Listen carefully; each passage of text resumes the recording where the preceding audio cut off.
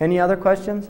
You said earlier that in some countries or cultures it's difficult for the Muslims to be reflective about their religion. And I was wondering if you could just enumerate some of the reasons why it's difficult to do. Well, because I think people in the Muslim culture, it's just a given that you're right. You know, like it used to be that way in this culture. You know, it was just given. Christianity was true. Everything else is false. That's just a given of any culture that has a dominant religious teaching that still has power and influence. And certainly Islam is still in that position in the Muslim world, where to question or to really think, why am I a Muslim? You know, other than the fact that I was born here, that most people won't come to that. There would be judgment. There would be social stigma, for one. But see, I don't even think that should negate. Even if there was, it's still important to reflect and think. You know, I mean, you have always had people within cultures that have questioned things.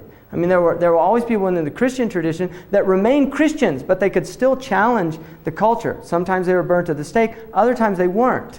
But the point is that there were people that would say, you know, is this right? Or is what we're doing right? I mean, that's an important human question.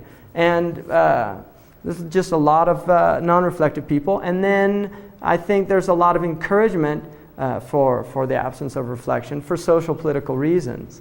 You know, I mean, in this country, you know, we're a country of entertainment. People know massive things about sports and basketball and baseball and football, and adults that can give you brilliant analyses of, you know, why this team's going to make it to the Super Bowl and have all their stats at hand, and they don't have a clue about the national debt or why we're paying over 50% of our tax dollar to interest on our national debt, or why our schools are literally crumbling before our eyes, why there's children killing children. Why, you know, really, there's just not a lot of emphasis on analyzing, on thinking, on seeing.